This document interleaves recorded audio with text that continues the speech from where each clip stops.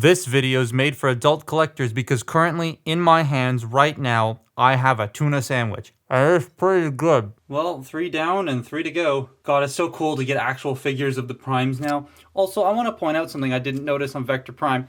There's a sword sculpted into the front there in the blue. I didn't realize that. Like there's the handle going down into the hilt, into the blade. That's cool. Anyways, this video is about Prima, not about Vector Prime. So Age of the Primes, hang on, let me finish my sandwich. So Age of the Primes came out early here in Canada for some reason. I went to Walmart and they just had these two in all of the Swapticons, so I bought them.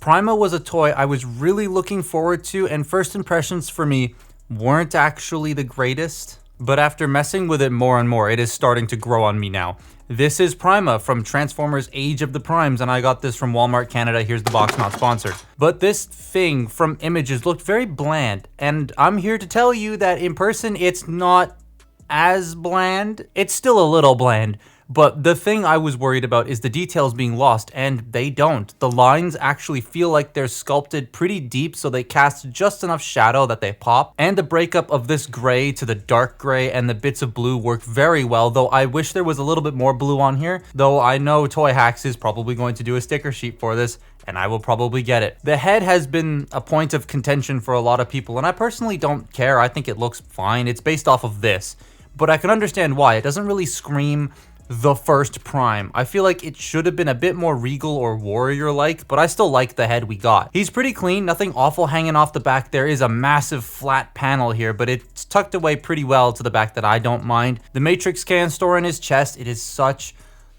a pain in the ass to get out though. And it is yet another Earthrise Matrix, but it's blue and silver, so hey, new colors. The sword is cool, a play on the Star Saber from Prime with slightly different shape to the blade with a new hilt that I feel like I've seen before, but I can't quite put my finger on it. The Matrix can store on the hilt too, so that's cool. The sword can also store on his back, which is very nice. I wish it could store like on the actual flat part of his back, but on the side's cool. Couple things I still don't really vibe with on this thing is the side skirts. The way that they rotate with the torso, it looks odd and works odd to me. And the knees are weird just because the way that they're bent, it's like this. And that's natural, and it makes standing him stock straight feel a bit funky. It's very hard to explain. His articulation, though, is very nice. It reminds me of how it was handling G-Axis or Vector Prime for the first time, with how it doesn't look super dynamic, but then you let him rip, and he's like, oh my goodness.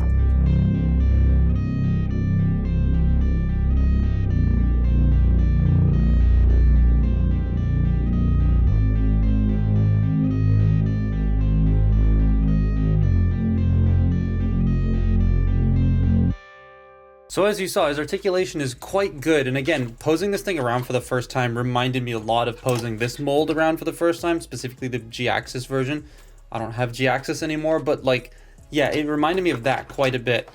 Get back in your spot. He has a lot of like advanced things for a Voyager, so it's quite nice. To start with, the head is on a ball joint, so he can rotate, and you got a little bit of tilt. However, you have such a far reach up, which seems to be an Age of the Primes Voyager thing so far, because Red Alert can also do the same thing for no reason. So I'm glad that they can actually look up super de-duper high. Vector Prime fell over, but he can only look down about that far. The shoulders, they can do a full 360 degrees. The shoulder pads are on double hinges, so they can move out of the way to accommodate anything. And if you want, you can flare up the shoulder pads to give him that look if you prefer. He does have a bicep rotation as well as over 90 degrees of bend at the single jointed elbow. Wrists can rotate. They can move in and out just a little bit due to the ball joints. And then you have opening fingers. I love that. You have the waist joint, which again, the hip skirts do the thing I don't like very much. Hips can go forward that far. They can go back that far. They can go in and out. However, when you rotate the waist, right? You got the hip skirts at the front here, that's whatever. This back piece doesn't move, so the legs now only go out that far. I do wish this had a secondary hinge to move, so I could move the legs out a bit further when the waist is rotated, but You do have a thigh swivel. You have over 90 degrees of bend at the knee, which straightens out to be at a S curve, not an S curve, which straightens out to be at this like curve thing, which I'm not a fan of. And then the ankles can go down a little bit, they can go up a little bit, and you do have ankle tilt. And he's got peg holes at the bottom of his feet. So he's pretty posable and stable and can do a lot of cool stuff. It's just like that, I don't like this very much. So the transformation isn't hard or terrible, but the middle of it is kind of annoying. More annoying than I'm okay with. The rest of it is fine, and like all the pictures of this toy make it look like I'm doing it wrong, but I'm not. It's weird. Let me show you. Now, his transformation threw me through a loop when I first got this. There was like, I think the image I posted on Twitter is mistransformed because I just didn't quite understand what the instructions were telling me to do. Because they're not the greatest. They're not horrible, but they're not the greatest. The red alerts are better, but he's also a lot easier to transform because it's very similar to the original toy. This, however, yeah. So to start with, what we're going to do is open up the hands, or the arms, I should say, and fold the hands in. Getting a grip on them can be a little bit hard, but once you've got that done, we're going to take the shoulder pads and flare them out. Then we're going to come to the back here and bring this entire section back like that, and just bring the arms, they're on this like double armature, just bring them up. Then you're going to rotate this around, like so, bring the wheels out, and then the head is going to fold up and tab into the back here. And then you want to take this section and bend it down. It's on a little clip, it does tab in. Then you want to take these bits here, you want to rotate the arms 180 degrees at the bicep, and then fold them in, and they are going to tab into these tabs right here.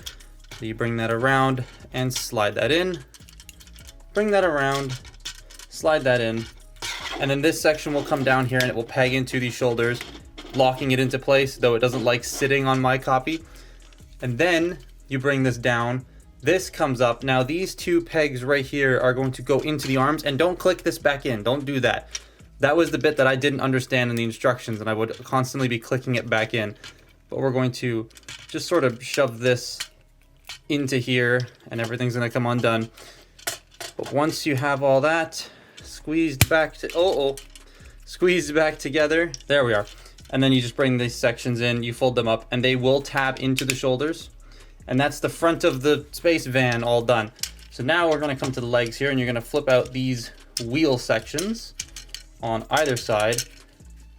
They are a little bit finicky to do. You get these feet folded flat, peg this together, and you hear a loud click. That means it's locked in place. Then you fold this around, and these feet are going to go underneath this and then tab into the arms of the robot like that. It's going to sit at this like angle a little bit. The thing that confused me when I first got this was I sat it at a bit too much of an angle because I had tabbed this whole chest back in. So you do that, then you fold these out. Now they're supposed to sit flat like that. They kind of bow out a little bit. Not a huge fan of how that Vector Prime fell over again. Not a huge fan of how that works, but bring all that together. Just get it all situated here. And there you have that. Now the weapon storage, I left the matrix off. Oops. So you can take the sword and you plug it into here and it untabs itself. And then you take the hilt of the sword and you store that underneath if the matrix wasn't there.